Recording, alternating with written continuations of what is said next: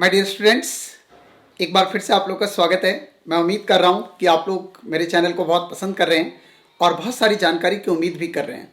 और इसी के रिगार्डिंग आपके पास एक और इन्फॉर्मेशन लेकर आया हूँ कि अगर आपके पास लो मार्क्स है तो लो मार्क्स में आपको कौन कौन से एमबीबीएस कॉलेज मिलने की, कहाँ कहाँ एमबीबीएस कॉलेज मिलने की संभावना हो सकती है।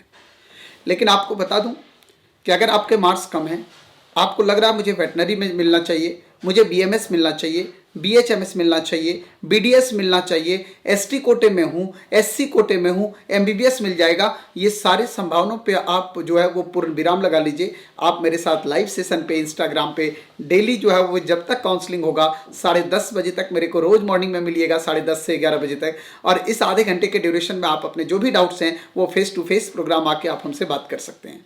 कोई आपके पास अलग से कोई चार्जेज पे नहीं कर रहे हैं और आपको मैं पूरी इन्फॉर्मेशन उम्मीद करूंगा दे पाऊँ। तो डियर फ्रेंड्स, जैसा आप लोग को पता है कि अभी काउंसलिंग की प्रोसेस इसी महीने के लास्ट वीक में शुरू होने जा रहा है।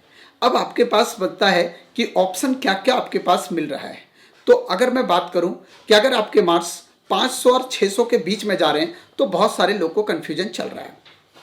अगर 500 से 600 के बीच में मार्क्स है और एससी एसटी कैटेगरी में है तो 100% आपको गवर्नमेंट मेडिकल कॉलेज मिलने जा रहा है।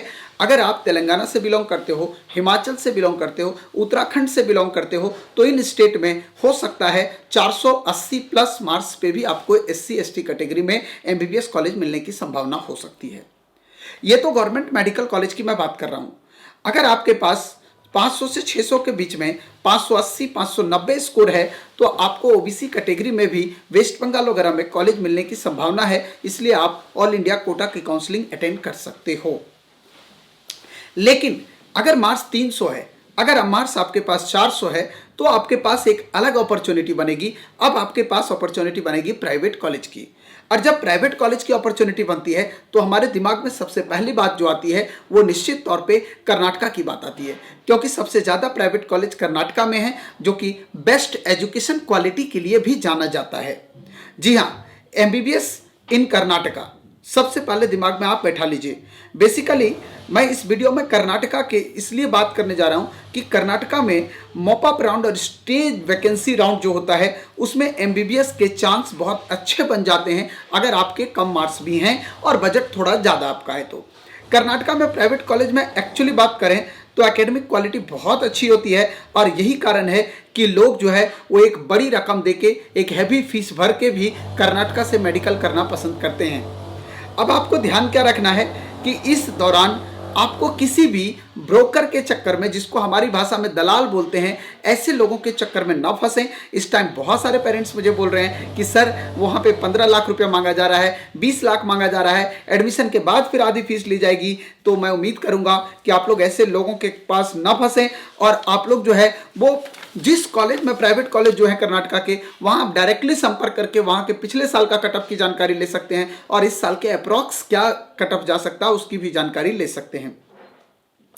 अगर आप कर्नाटका से बिलोंग करते हैं और आपके पास 25,000 तक ऑल इंडिया रैंक है तो आपको मैं बता दूं कि नियरली 8.5 लाख तक की फीस के अंडर भी आपको जो है वो एमबीबीएस का सीट वहां पे मिल सकता है।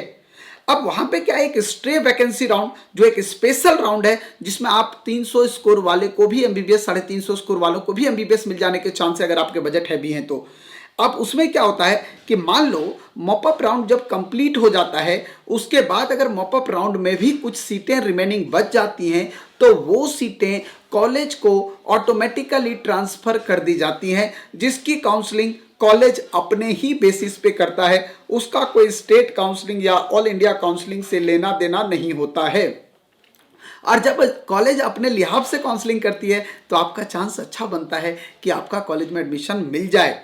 अब पिछले बार अगर आप बात करोगे तो वहाँ पे 440 मार्क्स पे भी मॉप अप राउंड क्लोज हुआ था, तो इस साल जो है वो मुझे जहाँ तक लग रहा है कि 480 नंबर तक मॉप अप राउंड जा सकता है, लेकिन स्ट्रे वैकेंसी राउंड में आपको 430-40 नंबर पे भी मिलने की संभावना हो सकती है।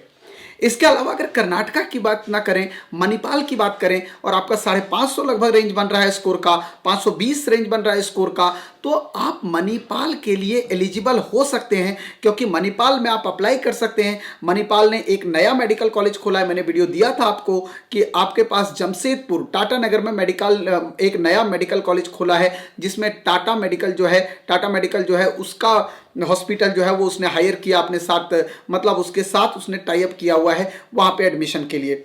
तो आपको बताना चाहता हूं कि अगर आपका मार्क्स 200 से 250 या 300 के बीच में है और आपका बजट अगर 1 करोड़ से ऊपर का होगा, तो आपके पास अदर कोटा की फीस भी है। जैसे कि मान लो एनआरआई का सीट खाली रहता है, तो एनआरआई के सीट जो हैं वो अदर कोटा में कन्वर्ट हो जाते हैं, लेकिन उसके लिए आपका बजट कम से कम 90 लाख से ऊपर होना चाहिए, उससे नीचे में आपको वो सीट नहीं मिलेगी। तो अगर आप बहुत पुअर मार्क्स से आपका 250 और 200 और 300 मार्क्स ला रहे हैं, तो आपको उस सीट में जाने के लिए आपका बजट 1 करोड़ मान के चलिए, 1 करोड़ और 1 करोड़ प्लस हो सकता है, तब जाके आपको एमबीबीएस सीट मिल सकता है, अदरवाइज आपको एमबीबीएस सीट मिलने की संभावना नहीं होगी। तो मैं उम्मीद कर रहा हूं कि जो लो मार्क्स के स्टूडेंट्स हैं वो फ्रस्ट्रेट ना हो। अगर आपका बजट अच्छा है तो आप इस कॉलेज में जाने की सोचें, और अगर आपका बजट अच्छा नहीं है तो आप अदर ऑप्शन बीडीएस वेटनरी की तरफ जाएं। अगर आप उसे भी मंजूर नहीं करते हैं तो आप नेक्स्ट ईयर के लिए एमबीबीएस की तैयारी करें, और उम्मीद कर रहा हूं कि अगले साल एक अच्छे डॉक्टर बन के निकलें।